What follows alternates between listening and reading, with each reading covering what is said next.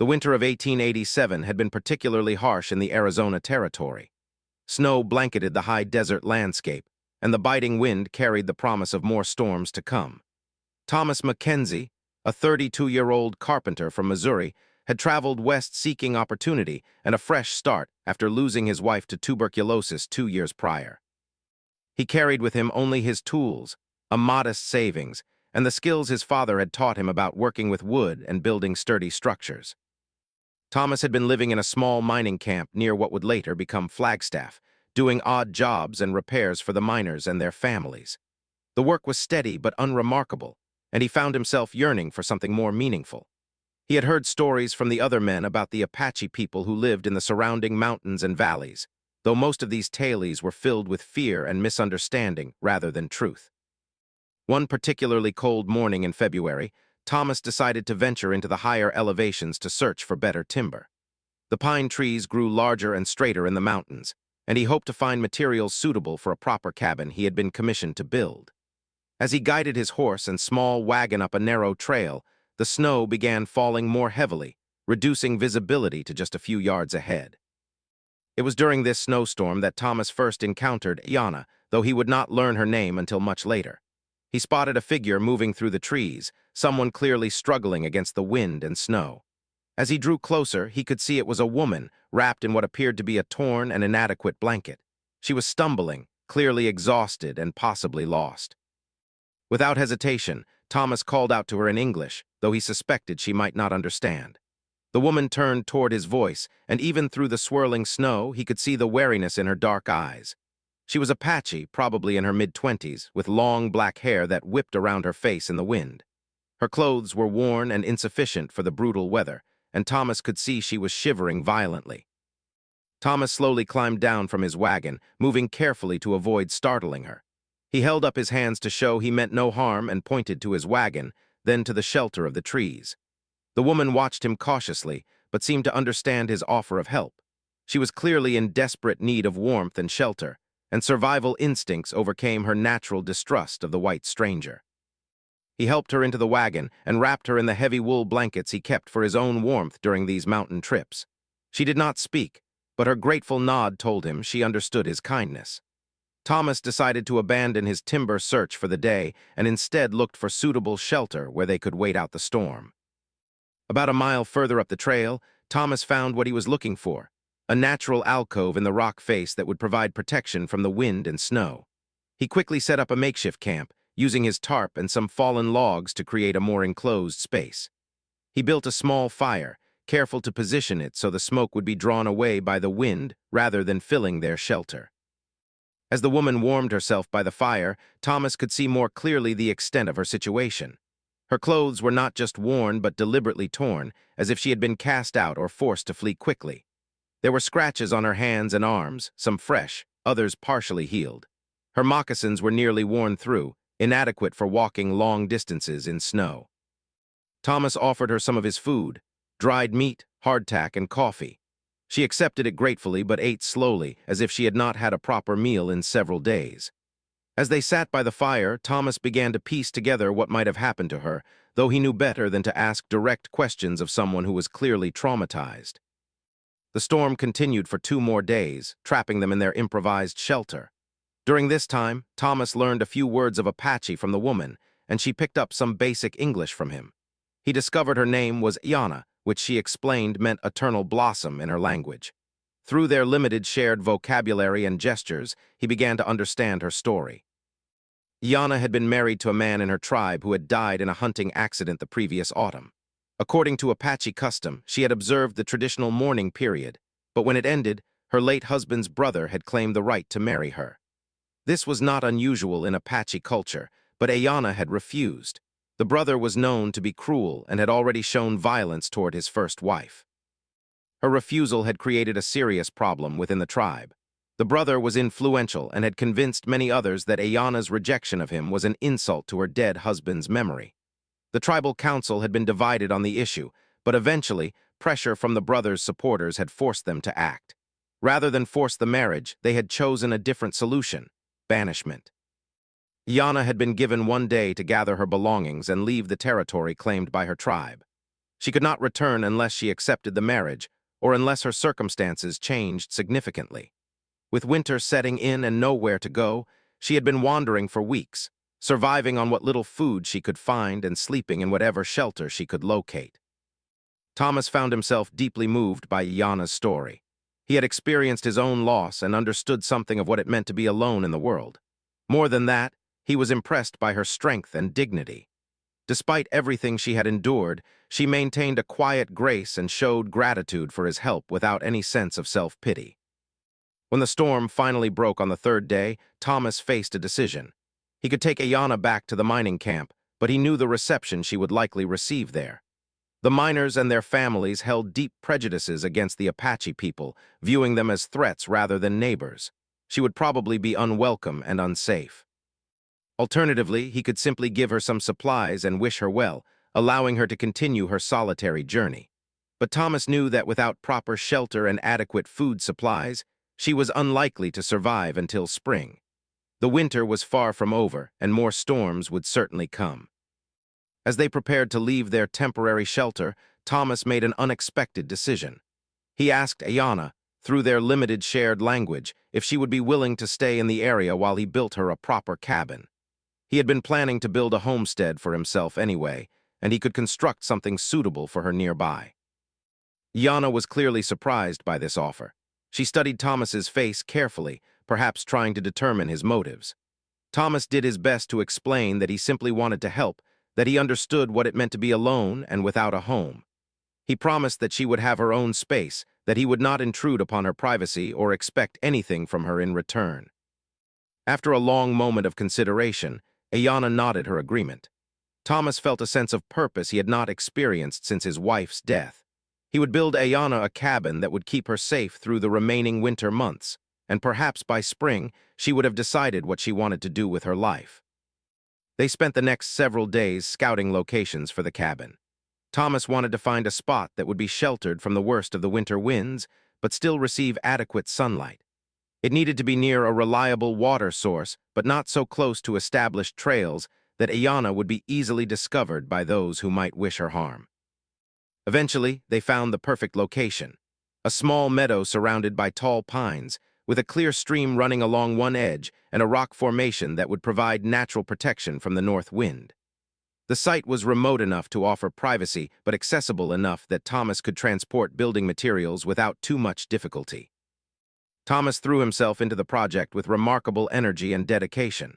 He spent long days cutting and shaping logs, carefully selecting each piece for its intended purpose. Iana helped as much as she could, proving to be surprisingly skilled at tasks like chinking the walls with mud and moss, and helping to split cedar shingles for the roof. As they worked together day after day, a quiet friendship began to develop between them. They continued to teach each other words in their respective languages, and gradually their communication became more sophisticated.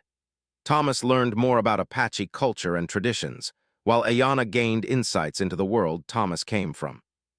The cabin began to take shape, rising log by log from the forest floor. Thomas built it to be both functional and comfortable, with a large stone fireplace for warmth and cooking, windows positioned to capture the morning and afternoon light, and sturdy construction that would withstand whatever weather the mountains might bring. He took pride in every detail, from the smooth finish of the interior walls to the careful fit of the door and window frames. As March arrived and the cabin neared completion, Thomas began to feel a strange mixture of satisfaction and melancholy. He was proud of the work he had accomplished, but he realized that once the cabin was finished, his daily contact with Iana would likely end. She would have her independence and privacy, and he would return to his own solitary existence. The final weeks of construction were marked by an easy companionship that had developed between them. They had learned to communicate effectively despite their language differences, and Thomas found himself looking forward to their conversations by the evening fire. Iana had proven to be intelligent and thoughtful, with a deep knowledge of the natural world that impressed and educated Thomas. She taught him which plants could be used for medicine, how to read weather signs in the behavior of animals, and techniques for finding game trails that were invisible to his untrained eye. In return, Thomas shared his knowledge of construction and tools, showing her how to use various implements and explaining the reasoning behind different building techniques. On a clear morning in late March, Thomas put the finishing touches on the cabin's interior. He had built sturdy furniture from the remaining timber, a bed frame, a table with 2 chairs, shelves for storage, and even a small desk near one of the windows. The fireplace drew perfectly, filling the single room with warmth without smoking. The windows were fitted with real glass that Thomas had managed to acquire from a supply train, and heavy shutters provided protection during storms. Yana walked through her new home with obvious amazement. She ran her hands along the smooth walls and tested the solid construction of the furniture. She stood at each window, looking out at different views of her mountain sanctuary. When she turned to thank Thomas, there were tears in her eyes, though she smiled as she spoke. Thomas felt deeply moved by her reaction. He had built many structures in his life, but none had given him the sense of accomplishment he felt watching Yana explore her new home. He had created something that would genuinely change someone's life, providing safety and comfort where there had been only hardship and uncertainty. That evening, they shared a meal in the completed cabin, sitting at the table Thomas had crafted from pine planks. Yana had prepared the food using techniques from her own culture, creating flavors Thomas had never experienced. As they ate, she began to tell him more about her people and their traditions, speaking more freely than she ever had before. She described the seasonal migrations her tribe had followed, moving between summer and winter camps according to ancient patterns that took advantage of different food sources and weather conditions. She spoke of ceremonies and celebrations, of the complex social structures that governed Apache life, and of the skills and knowledge passed down from generation to generation. Thomas realized that his own understanding of Apache culture had been shaped by prejudice and misinformation. The Apache people were not the savage raiders depicted in newspaper stories, but a sophisticated society with rich traditions and deep wisdom about living in harmony with the harsh desert environment. As spring progressed, Thomas established his own camp about half a mile from Yana's cabin, close enough to offer assistance if needed, but far enough to respect her privacy. He continued working on various projects, including improvements to his own living situation and preparation for the farm he hoped to establish in a lower meadow. Yana seemed to flourish in her new circumstances. The security of having a proper home allowed her to focus on rebuilding her life rather than simply surviving from day to day. She began to make longer expeditions into the surrounding area, gathering plants and materials she needed, and Thomas occasionally spotted her from a distance, moving with confidence through terrain that would have challenged most white men. Sometimes in the evenings, she would visit Thomas's camp, or he would stop by her cabin during his work nearby. These visits became a treasured part of his routine, offering conversation and companionship that made his solitary mountain life feel less isolated. It was during one of these evening visits in early May that Yana told Thomas something that would change everything. She had been contacted by members of her family who had been searching for her since her banishment. Her younger brother and 2 cousins had been secretly working to find her, despite the tribal council's decision. The 3 men had been following rumors and asking discreet questions among friendly tribes, trying to trace Ayana's path through the mountains. They had finally picked up her trail and were now camped about a day's journey away, waiting to see if it was safe to approach. Thomas felt a complex mixture of emotions upon hearing this news. He was genuinely happy that Ayana would be reunited with people who cared about her, but he also felt apprehensive about what this might mean for both of them. He had heard enough stories about Apache warriors to wonder what her male relatives might think of a white man who had been spending time alone with their sister and cousin. Yana seemed to understand his concerns. She explained that her brother, Nalnish, and her cousins, Goyakla and Chato, were not hostile toward white people in general, but they were naturally protective of her. They would need to understand Thomas's character and intentions before they would trust him. She asked Thomas if he would be willing to meet with them, to allow them to see for themselves that he was a good man who had helped her without expecting anything inappropriate in return. Thomas agreed, though he spent a restless night wondering what the morning might bring. The next day, Ayana sent a signal her relatives would recognize a small fire with green branches that created distinctive smoke patterns. Within hours, 3 Apache men emerged from the forest, moving with a silence and grace that impressed Thomas despite his nervousness. Nalnish, Yana's brother, was probably in his early 30s, with the lean build and alert eyes of an experienced hunter and warrior. Goyaklu appeared to be slightly older, with scars that spoke of a hard life, while Chato seemed to be the youngest of the 3, perhaps close to Thomas's own age. The reunion between Ayanna and her relatives was emotional but subdued, as was typical of Apache culture. There were no dramatic displays of affection, but Thomas could see the relief and joy in their faces as they confirmed that she was safe and well. Then the three men turned their attention to Thomas. They studied him with intense scrutiny, taking note of his clothing, his tools, the way he carried himself, and especially his interaction with Ayanna. Thomas did his best to remain calm and respectful, understanding that he was being evaluated according to standards he did not fully understand. Ayanna spoke to her relatives in rapid Apache, explaining the circumstances of their meeting and describing Thomas's actions over the past months. Thomas caught a few words he had learned, but the conversation was far beyond his linguistic abilities. The discussion continued for some time, with the men asking detailed questions and Ayanna providing careful answers. Thomas noticed that she led them to see the cabin, pointing out various features and explaining how it had been constructed. The men examined Thomas's workmanship with obvious expertise, testing joints and checking the quality of the construction. After what seemed like hours, Nalnish approached Thomas directly. In careful English, he thanked Thomas for his kindness to his sister and acknowledged the skill evident in the cabin's construction. However, he also made it clear that the men needed to discuss the situation among themselves before making any decisions about what should happen next. Thomas nodded his understanding and withdrew to his own camp, leaving the family to talk privately. He tried to occupy himself with routine tasks, but found it difficult to concentrate. He had grown genuinely fond of Ayanna and had come to treasure their friendship, but he recognized that her family's wishes would and should take precedence over his own feelings. As evening approached, Ayanna came to his camp with news of their decision. Her relatives had concluded that Thomas was indeed an honorable man who had acted with pure motives. They were grateful for his help and impressed by the quality of the shelter he had provided for their sister. However, they also recognized a problem that Thomas had not fully considered. Ayanna was a young, unmarried woman who had been living in close proximity to an unmarried man for several months. By Apache standards, this situation required some form of resolution to protect both Ayanna's reputation and Thomas's honor. The three men had spent considerable time discussing various options, and they had reached a conclusion that surprised both Ayanna and Thomas. They believed that the best solution would be for Thomas to marry their sister and cousin, thereby legitimizing their relationship and ensuring her continued protection and security. Thomas was stunned by this proposal. He had genuinely not considered the possibility of marriage, though he had to admit that he had grown deeply fond of Ayanna and respected her greatly. The idea was not unwelcome, but it was completely unexpected. Ayanna seemed equally surprised, but not displeased by her relative's suggestion.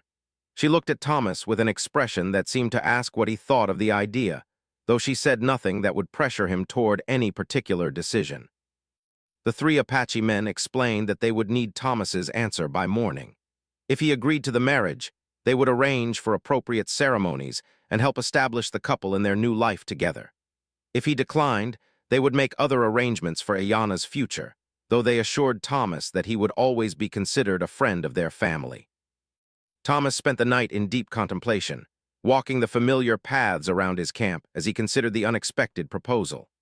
The moon was full, casting silver light across the mountain meadows where he had spent the past months building not just a cabin, but a new life that felt more meaningful than anything he had known since his wife's death. He thought about Ayanna and the quiet strength she had shown throughout her ordeal. He remembered the way she had worked beside him on the cabin, never complaining about the difficulty of the tasks, always contributing whatever skills she possessed. He recalled their evening conversations, the way she had shared her knowledge of the natural world, and how her presence had made his solitary mountain existence feel less lonely. Thomas also considered the practical aspects of the situation. He had come west seeking a new beginning, and he had found work that satisfied him in these mountains. The idea of establishing a permanent homestead here was appealing, and having a partner who understood the land and its challenges would be advantageous in ways he was only beginning to appreciate. More importantly, he had to examine his own feelings honestly. He did care deeply for Ayanna, though he had been careful not to acknowledge romantic feelings while she was dependent upon his help. Now that her relatives had arrived to ensure her safety and future, He could admit that the thought of her leaving with them filled him with genuine sadness. By dawn, Thomas had reached his decision.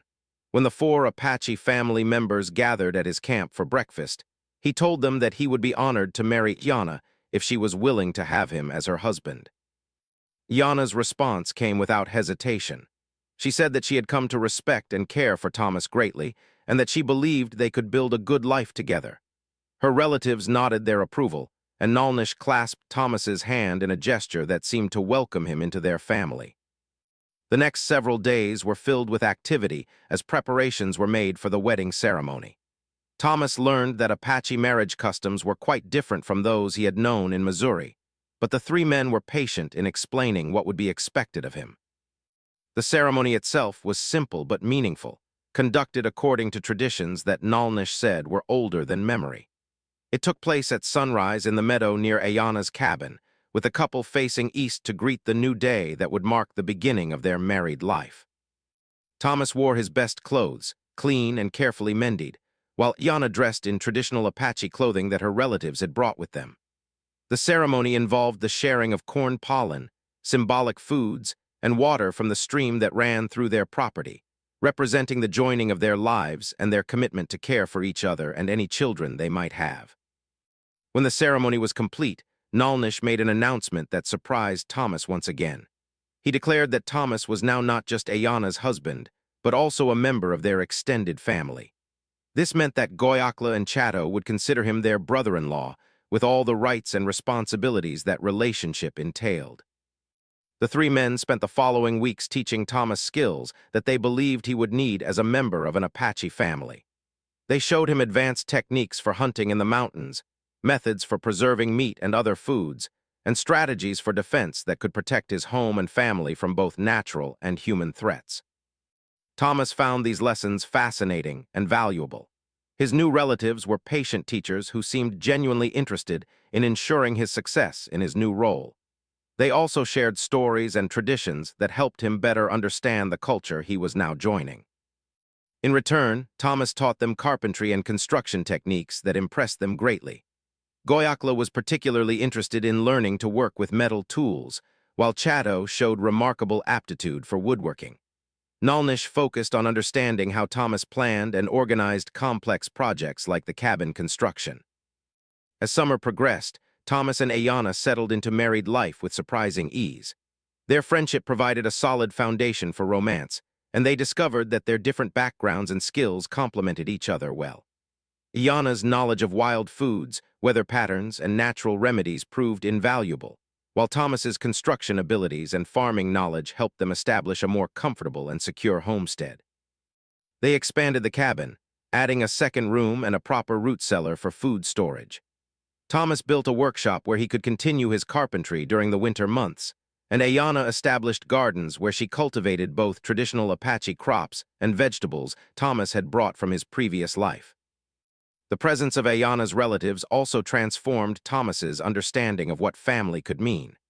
In his previous life, family had been limited to immediate blood relations, but Apache culture embraced a broader definition that included not just cousins and in-laws, but adopted members who had proven their loyalty and commitment. Nalnish, Goyakla, and Chato became regular visitors to the homestead, sometimes staying for weeks at a time. They helped with major projects like clearing additional farmland and building outbuildings, while also serving as Thomas's connection to the wider Apache community. Through his new relatives, Thomas learned that his marriage to Ayana had been discussed and approved by influential members of several Apache groups in the region. The fact that he had helped Ayana without expecting reward and had built her a home of such obvious quality had impressed people who rarely thought well of white men.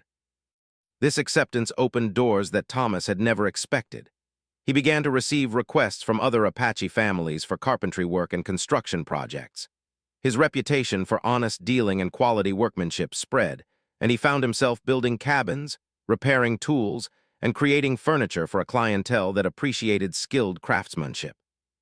One particularly significant project came in late summer when a group of Apache leaders asked Thomas to help design and build a meeting hall for important tribal gatherings. They wanted a structure that combined traditional materials and methods with some of the improvements they had observed in Thomas's work.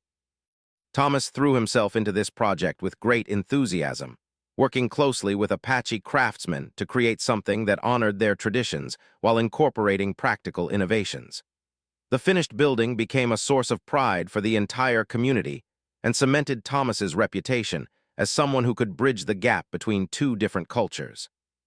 As autumn approached and Thomas and Ayanna celebrated their first wedding anniversary, they received news that would test their new family bonds.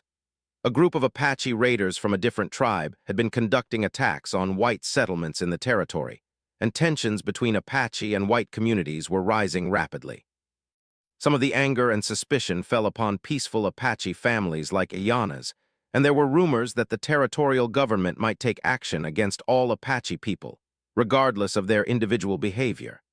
Thomas's relatives asked for his help in navigating this dangerous situation. Thomas found himself in the unexpected position of serving as an intermediary between the Apache community and white authorities. His marriage to Ayanna and his acceptance into her family gave him credibility with the Apache, while his background and appearance allowed him to communicate effectively with territorial officials. He spent considerable time traveling between Apache camps and government offices, carrying messages and helping to arrange meetings between leaders who might otherwise never have spoken to each other. His carpentry skills provided a practical excuse for his movements, allowing him to conduct diplomacy under the cover of legitimate business. The crisis eventually passed without major violence, partly due to the communication channels that Thomas and others had helped establish. Government officials came to understand that most Apache families wanted peace and were willing to work within legal frameworks, while Apache leaders learned that some white authorities were genuinely interested in fair treatment rather than simply imposing their will. Thomas's role in these negotiations earned him respect from both communities, but it also highlighted the unique position he occupied as someone who belonged to both worlds while being fully accepted by neither. This realization might have been discouraging, but Thomas found it liberating rather than limiting. By winter, Thomas and Ayanna had established a life that was uniquely their own, drawing from both of their cultural backgrounds while creating new traditions that reflected their particular circumstances. Their home had become a gathering place where Apache and white visitors could meet on neutral ground, sharing meals and stories while conducting business, or simply enjoying each other's company. Thomas often reflected on the chain of events that had led him to this unexpected life. A simple search for timber during a winter storm had resulted in marriage, family, and a role in his community that was more meaningful than anything he had ever imagined. The kindness he had shown to a stranger in distress had been repaid many times over in ways he could never have anticipated. As the first anniversary of their meeting approached, Thomas and Ayanna stood together in the doorway of their expanded cabin, watching snow fall on the mountain meadows where their life together had begun. Ayanna was expecting their first child, and they had spent the evening discussing names and making plans for the future. Thomas thought about the morning when he had first called Nalnish, Goyakla, and Chatto his brothers-in-law, and how strange the words had sounded then. Now he could not imagine life without the extended family that had embraced him so completely. The three men had become not just relatives, but trusted friends and advisors whose opinions he valued greatly. The sound of approaching horses interrupted his thoughts, and Thomas recognized the familiar silhouettes of his brothers-in-law returning from a hunting expedition. They had promised to bring fresh meat for the celebration feast they had planned for the next day, marking both the anniversary of Thomas and Ayanna's first meeting and the completion of another successful year for their growing community. As the three men approached the cabin, calling out greetings in both Apache and English, Thomas felt a deep sense of contentment and gratitude. He had come to the mountains seeking timber and found instead a home, a family, and a purpose that gave meaning to every day. The cabin he had built for a lonely Apache woman had become the foundation for a life richer than any he had dared to dream.